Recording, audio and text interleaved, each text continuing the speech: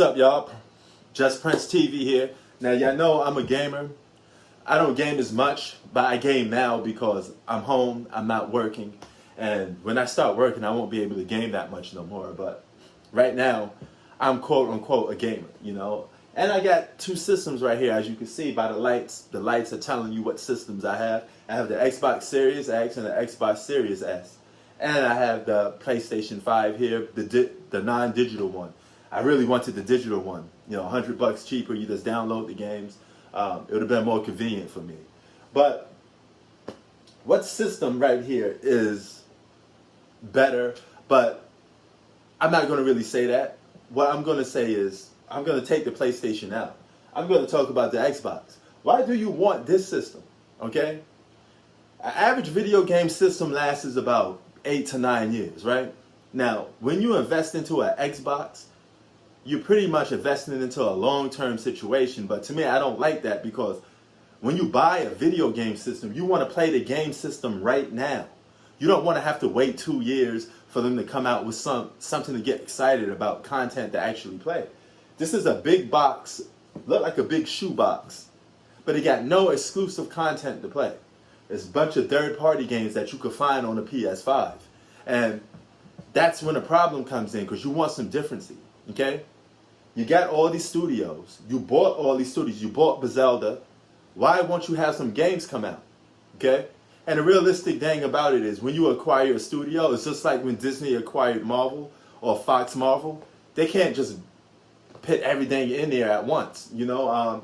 It don't work like that. Acquirements take time to develop. It takes time to make.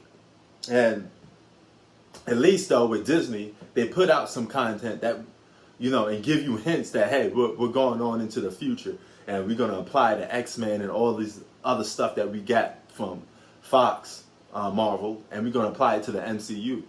But Xbox don't do that, okay? You get the system, you may have to wait like 3 years, 2 to 3 years, just to get your first exclusive, okay? All those studios, but nobody releasing nothing. It's pretty much a false advertisement. It's a letdown, okay? It's like having a basketball team full of talent, but don't go nowhere, you know? And a basketball team full of talent that a lot of the players are injured, that, you know, it's just not an active roster. You know, that's what it is, okay?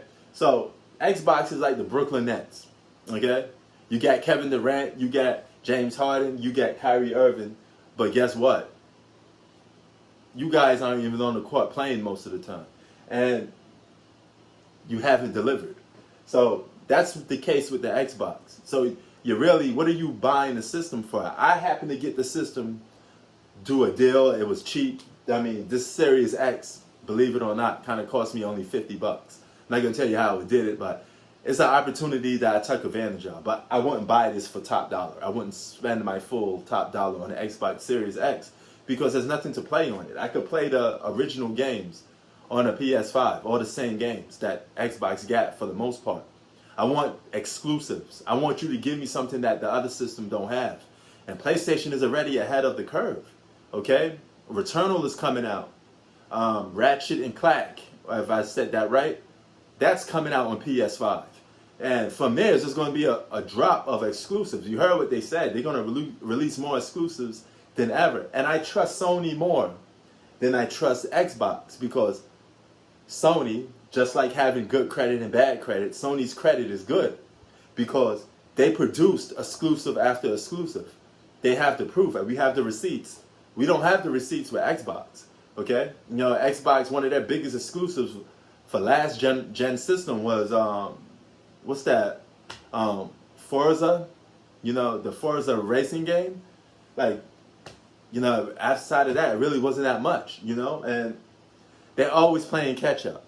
So until Xbox shows me the money, like Jerry Maguire would say, I'm not satisfied with Xbox yet. They got to show me something. What's the point of having a powerful system if you don't have no game to display that powerful system? If you don't have no exclusive game that belongs to the system so you could play?